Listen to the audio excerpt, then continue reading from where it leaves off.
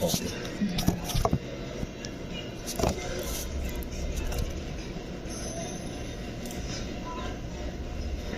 Yan, ano ba yung suggestion ko? Stop mo yung kaya ang pinag ng ito. Kasi mas hindi mo sa kasi mas madali siya i-maintain kasi natural na yun. So wala. May natural kayo na way. Tapos yung type niya, buhat. So, hintayin na.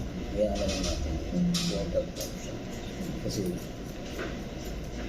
yung natural niya, yan na yan. Pagka mag-maintain ka ng kung maayos, or walang yun na, walang way, walang. Ang tendency naman niya, mag-maintain ka ng straight, maintain ka ng lower, plancha sa bahay. Kasi ayaw mo ng natural walls. So sa akin, kung ano yung natural mo, ang kapit natin, parang ganun. Natin mag-workout type yung workout. Kasi the more na mas sisilipin ko yung natural mo na pangit ang weight mo kasi ganito. Super straight, super masapag na ako sa ganito. Mas mahirap pa mag-blended. Yun lang yung sa okay sa akin yung ganito. Ngayon, yung mga technique lang naman dyan para mag-blend. Wow, magbangit na yung natural. Ito kasi may rebanding pa. So, iba pa itsura niya kasi nga may ano siya, may gap. Ayun o, may regrowth. So yun yung parang pag kumaba na yung hair, disadvantage niya. Stricto, tapos natural wave na yung nasa ibabaw. So yun yung ibig sabihin, lumalabas sa pera, ang rebound medyo matapos talaga kasi nagpa-permanent siya. Kahit na humaba yung hair mo, agad din nakakatang straight na to, nagyang pa yun. Yun yung permanent. Unlike dun sa hindi permanent na straight, tulad ng keratin, Brazilian buhok. Yan po.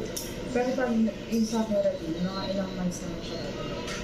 So, yun nga, hindi kasi siya permanent. So, pinakamatagal po yun mga 2 months. Kasi hindi kasi siya permanent. Unlike nga sa rebound, kahit mga 6 months, 1 year, hanggang di nakaka-straight pa rin. Ang tendency nga lang, kung kulot na kulot yung hair mo, kitang-kita mo yung hair mo. Magka-alsa na rito, tapos yung ends mo. Unlike si keratin, pag bumalik siya, ngayon straight siya hanggang 2 months. Pag bumalik yung after 2 months, natural lahat. Balik lahat yung hair. Balik lahat yung buwag-hag. Hindi ka tulad ng rebound. Yun, yung difference. Hindi kasi permanency, pero temporary sa dito. Mamaya kami ko yung protection sa mga pinagkamili siya dito.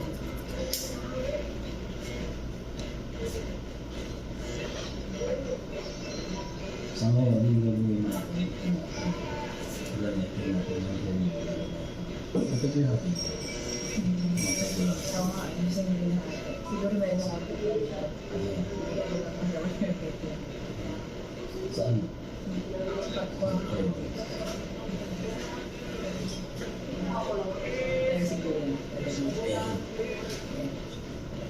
Hindi ko pang-envisionan kasi parang hindi mo pag-ipapaano.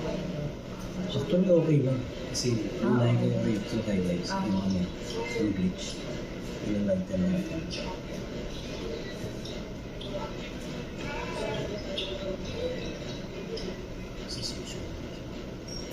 Later na tayo magpapanya. Jess?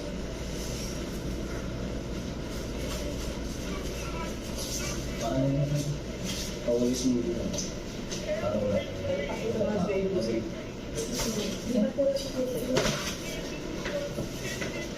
weeks tayo.